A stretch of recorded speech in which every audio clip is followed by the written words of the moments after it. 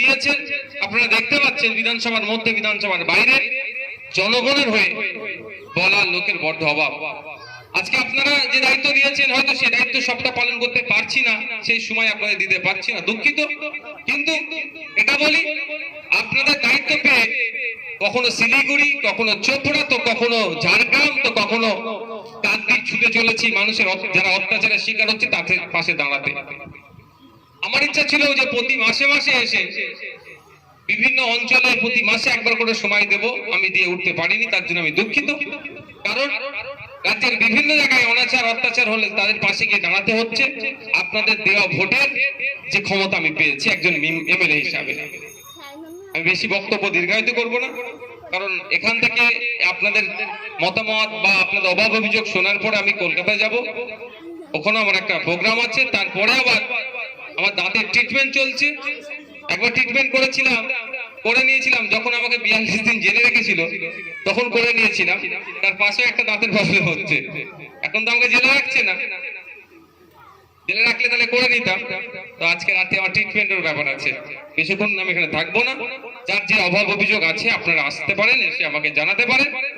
আমার এখতিয়ারের মধ্যে হলে আমি সমাধান অবশ্যই করব, আর না হলে কোথায় গেলে কিভাবে গেলে সমাধান হবে সেটাও আমি আপনাদেরকে বাতলাবো।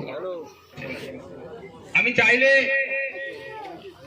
এই এলাকায় এই বুথে অন্য বুথের লোক নিয়ে এসে, অন্য অঞ্চলের লোক নিয়ে এসে ভর্তি করে দিয়ে একটা দুটো বড় বড় গরম গরম ভাষণ দিয়ে চলে যেতে পারি, কিন্তু না, আমি ভোটের সময় যেভাবে মানুষের দাঁড়িয়ে এসে ভোট চেয়েছি সেইভাবেই আমি চেষ্টা করি মানুষের কাছে পৌঁছে গিয়ে তাদের সমস্যাগুলোকে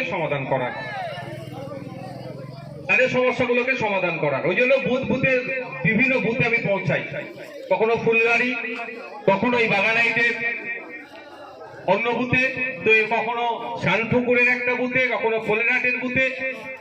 এত অ্যারেঞ্জমেন্ট করবে আমি জানি না, আমি করলে বারণ করতাম, কারণ এই টাকাটাও আমাদের কাছে না, এই টাকাটা যদি মানুষের খাতে খরচ করা যেত লাভ হতো, করে ফেলেছে আমি তাড়া দিচ্ছিলাম।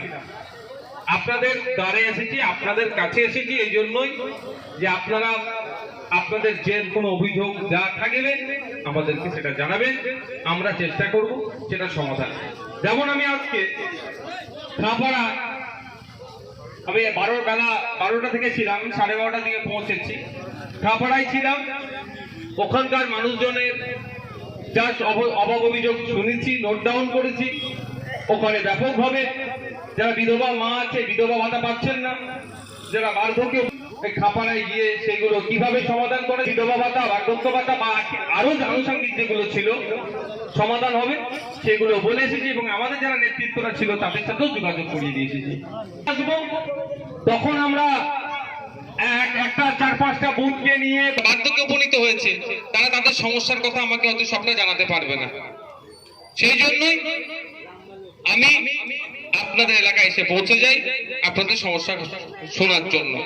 আর যখন আমি রাজনৈতিক মিটিং করব বা কদিন আগে অহিংসা দিবস উদযাপন করলাম আপনাদের এলাকাতেই, তো আগের মোড়টাতে কোথায় ওটা এই প্রোগ্রামটা করেছিলাম, ওখানে করেছিলাম। তো যখন প্রোগ্রাম রাজনৈতিক করি সেখানে আরো বেশি গ্যাদারিং করার চেষ্টা করি, কিন্তু এটা আপনার এলাকায় এসে আপনাদের সাথে মত বিনিময় বা আপনাদের যে সমস্যা সেগুলো শোনার জন্য এখানে এসেছি।